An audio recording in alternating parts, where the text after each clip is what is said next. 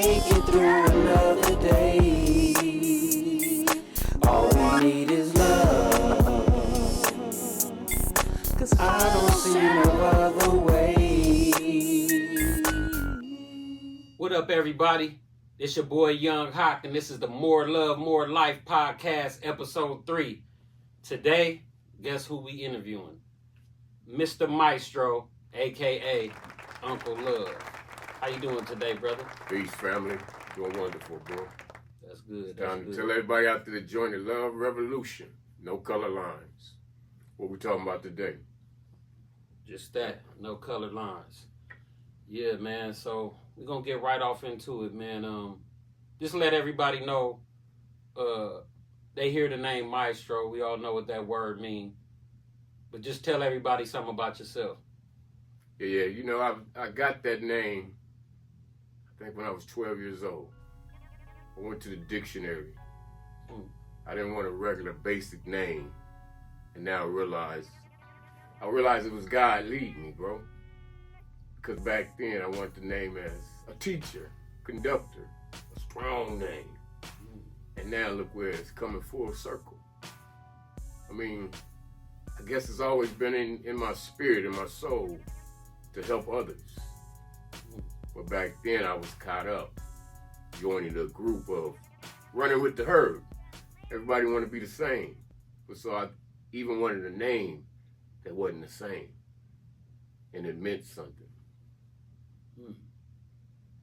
So what does Maestro mean? Conductor, teacher, leader of the orchestra. It's a powerful name. Yes, it is. I'm going to stick with it, bro. Okay. Now, when you say running with the herd, what do you actually mean? Like a gang? Yeah, it's like the neighborhood. From day one, I knew I was different.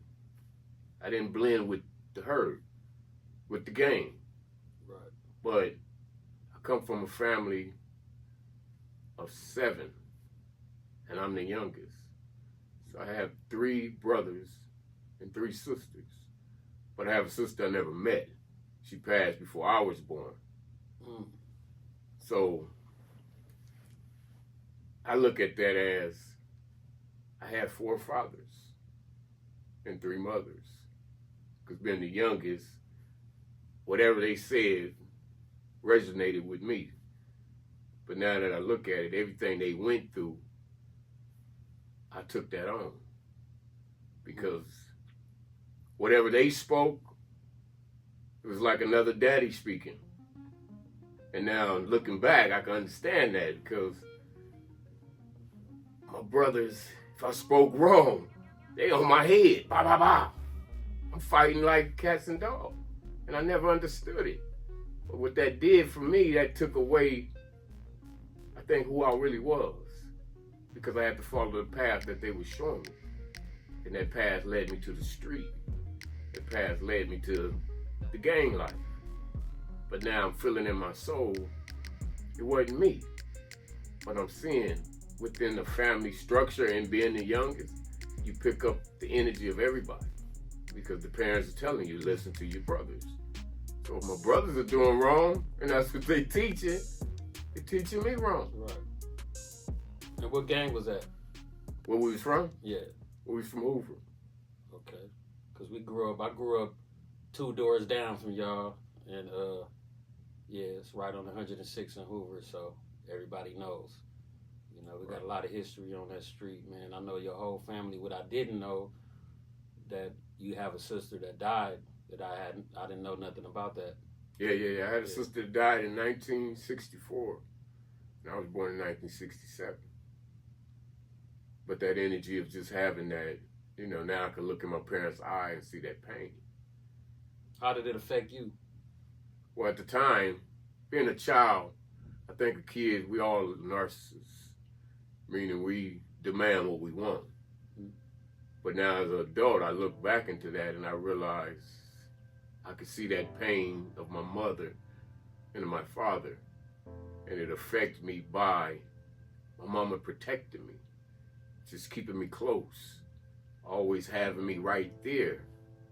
And the love she was giving me, now I realize I appreciate the love, but I realized that love was coming from a loss of another child.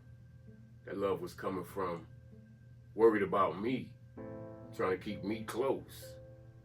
So again, that's things that go through your family line and you never really understand it. But again, you never know the history of your people.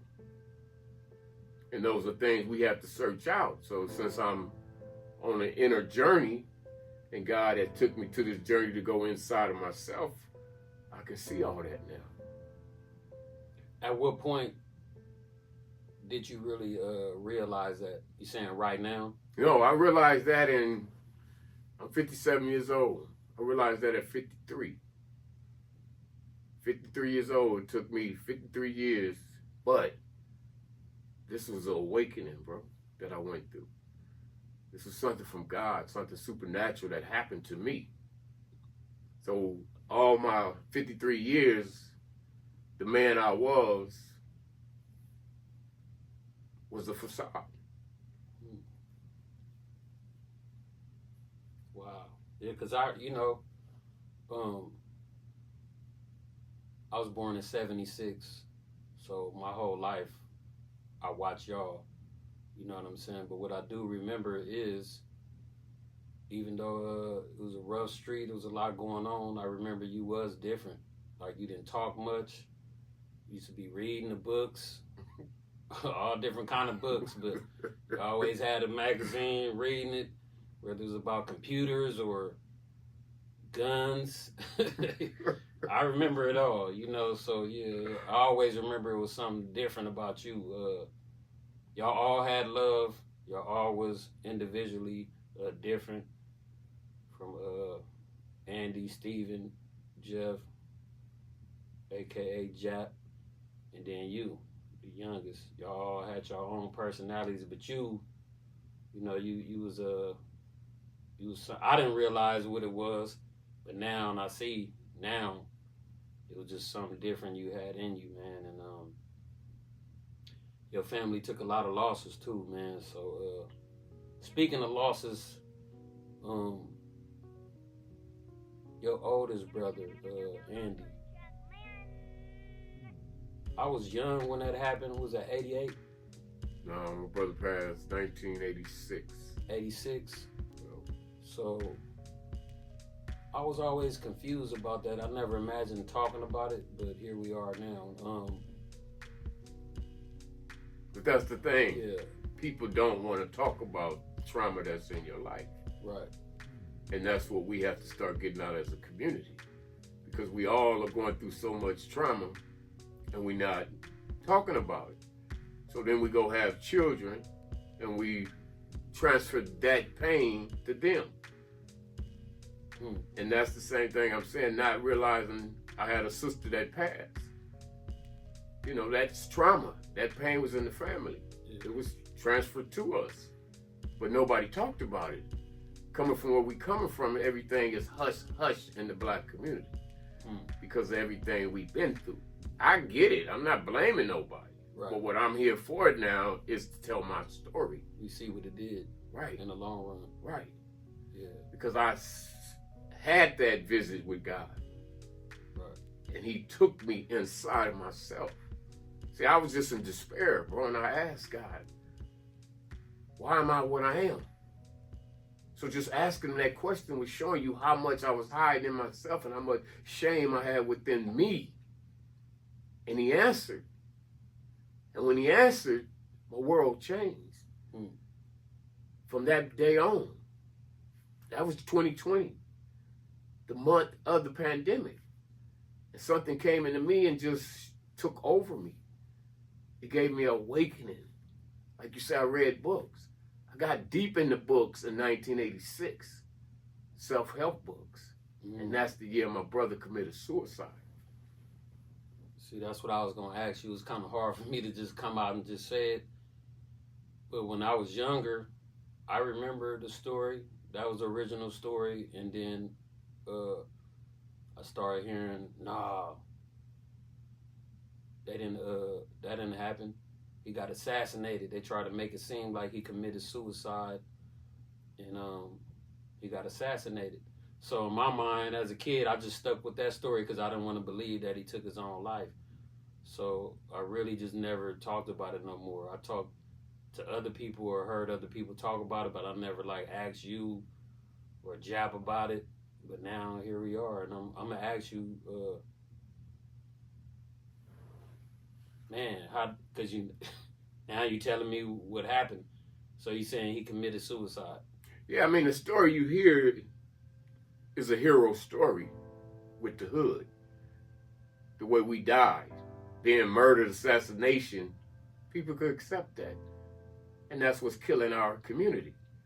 Because now you're going out with pride. So everybody lie about things to make it seem like, oh, he got assassinated. That's a story that can go to different people and make it look like, wow, that's cool. And as a kid, other kids want to go out the same way. Because our community glorified violence. But this was 1986, bro. My brother committed suicide. I was the one that went in the house and found him. Oh, man, I never even knew that. Me and my daddy calls me looking for my brother. My brother was supposed to take me to breakfast. And I guess he's supposed to call my dad and they were supposed to do something and he couldn't find him. So I stayed only a mile away from him. So I met my dad over there and we opened the door.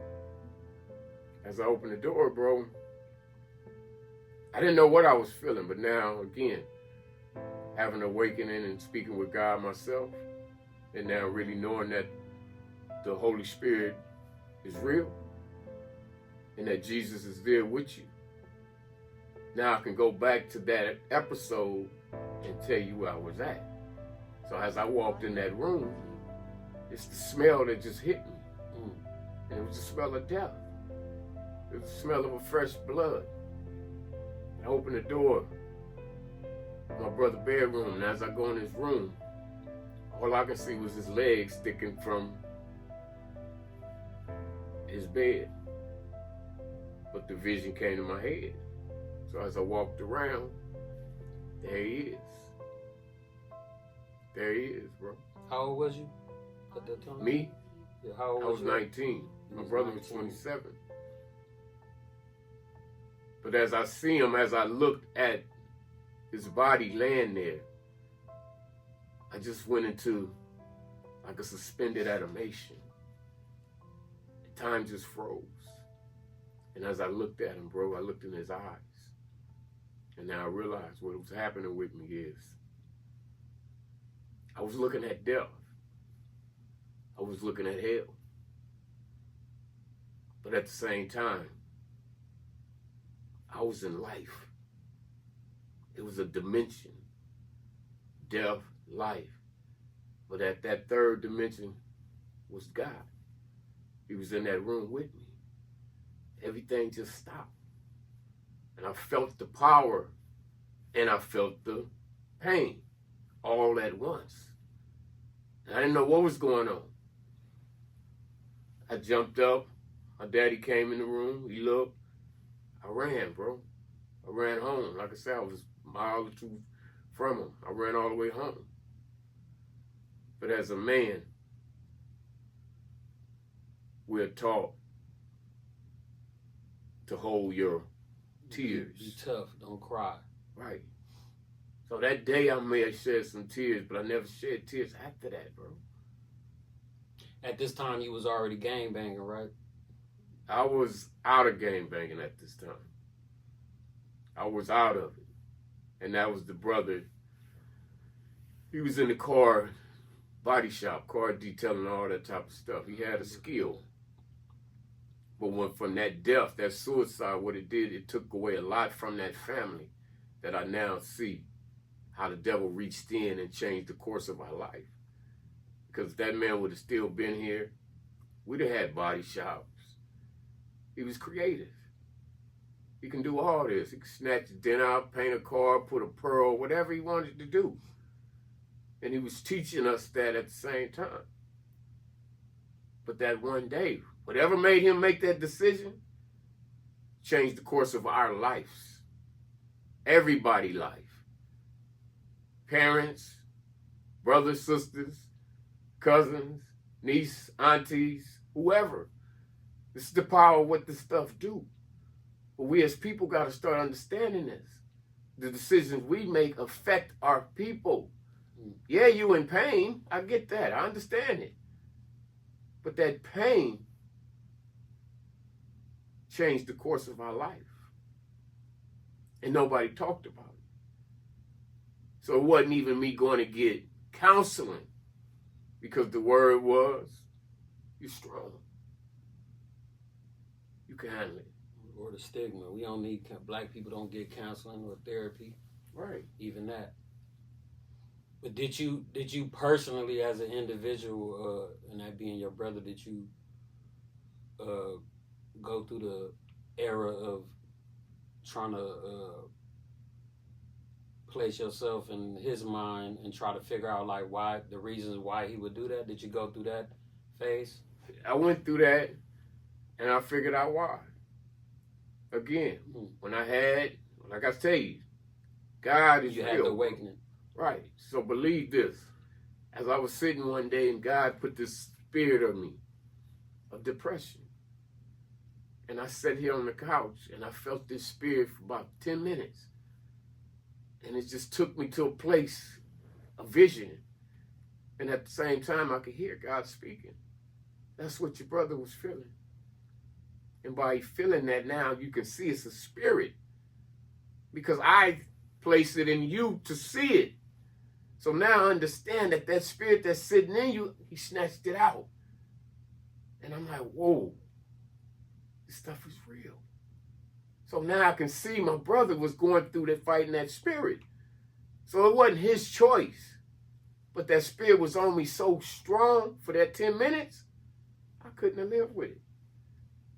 But those are things we need to go talk about. Those are things we need to go to the church about. But even when you go to the church, these are things they not going on this level with you. There's a level out here that's deep. And there's a level that's personal. So when you know God, you got to know God on a personal level. In the spiritual realm. Right. And when that realm came into me, he showed me that, bro. But then he whispered the same thing. You don't have these spirits that big. Yeah, you have a lot, and I'm taking them out. But that spirit right there, they come on different levels, different dimensions, different realms. So do your inner work and connect with me. Because I'm real.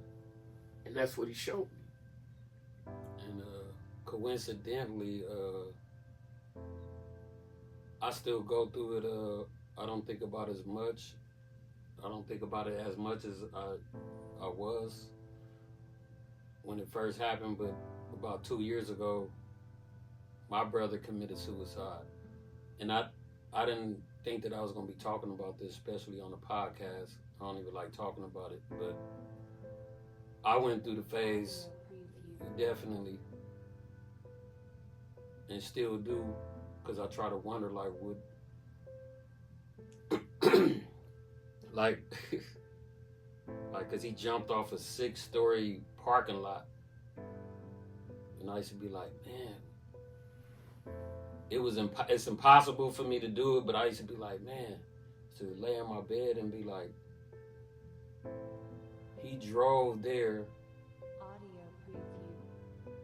First of all, he did it at his old job, so I was trying to find a connection with that too. Because there is a reason why he went to his old job and jumped too. But I used to be thinking so much where I was like, man, I'm just, God gonna come to me one day and just let me know, or I just stop thinking about it. Because to jump off a 6-story building, I was like, man, I started being like, man, I wish I would have talked to my brother more. He was in Seattle for like the last decade or something.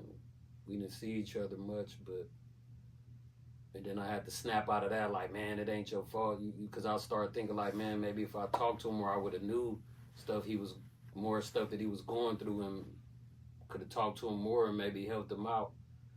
But then my mind, God was telling me, no, don't go through that. You'll understand one day what it was that drove him to that point, and I still don't.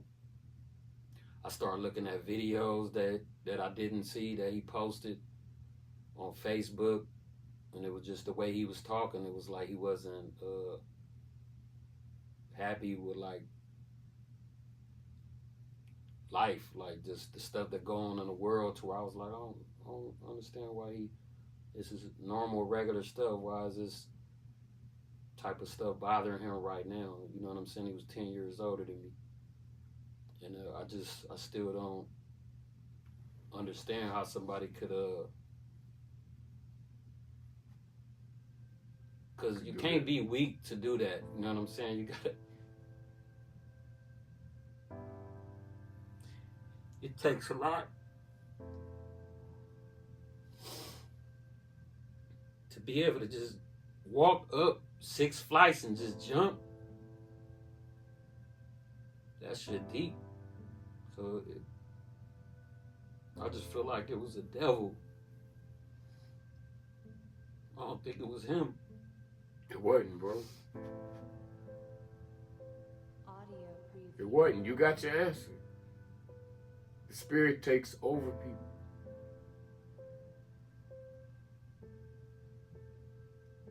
And we have to believe the power of Jesus, bro. When that spirit takes over, it would hunt you.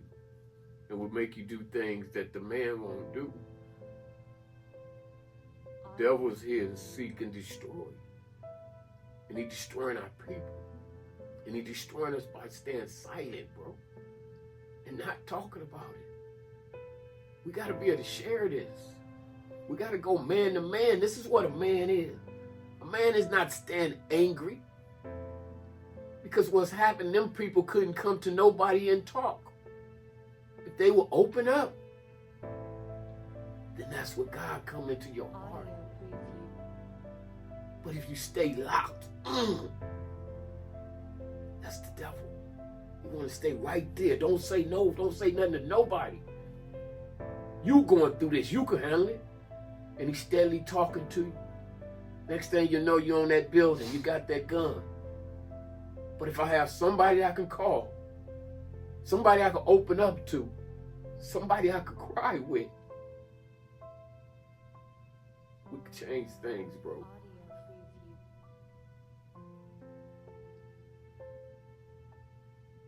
It's not about I can handle it, you can handle it. Right. That's just saying, do what we did. Don't talk about it. Be strong. But that strongness is your weakness. Sometimes I be forgetting that it happened until like right now, because it's like a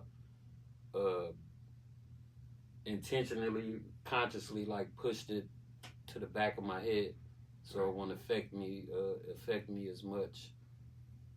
But then it pops back up like right now, because we talking about suicide. Or every time I go into a parking lot, I think about it. Right. And I just like imagine him jumping off, and I just, man, let me stop thinking about that. You know, so even me, I realize that I'll be blocking out some of my feelings and all of that, like, you know, and just I don't be want to think about it, even though it's impossible. With the fact that I pushed it to the back of my head, I think that that might, even though it's only been 2 years, I think that might be making it worse. It is. Because it's like I ain't really, I accept it, but I don't think that I've dealt with it. I don't know if that's the right word. Like, You haven't grieved. dealt with it, yeah, grieve, right. You haven't went to the stages of grieving. Because we're not taught that again. We so desensitized to our people leaving. Just say from high school, how many funerals you been to? How many people you knew that got murdered? At least 100. Exactly. So we used to the abandonment of our people just leaving. This is not normal. This is not normal behavior, bro. But we keep glorifying this. And if you look at society, pay attention to these rappers.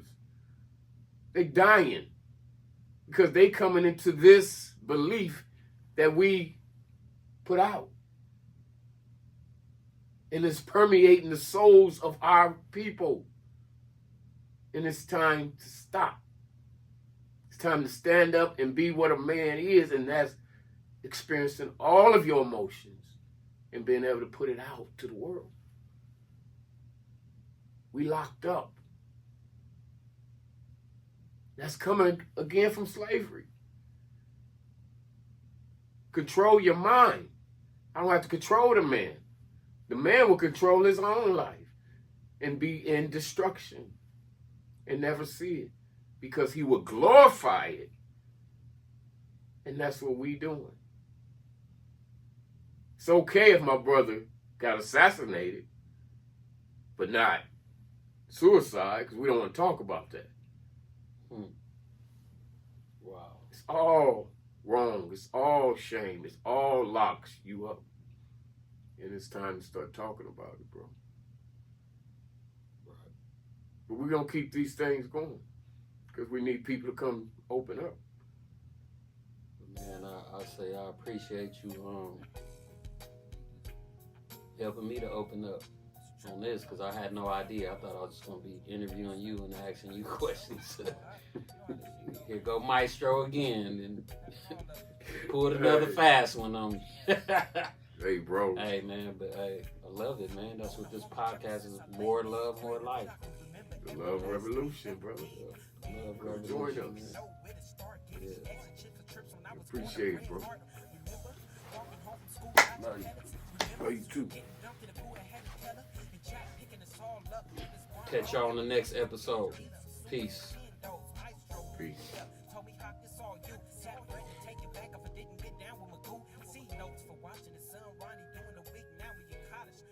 All we need is love to make it through another day. All we need is love, 'cause I don't see no other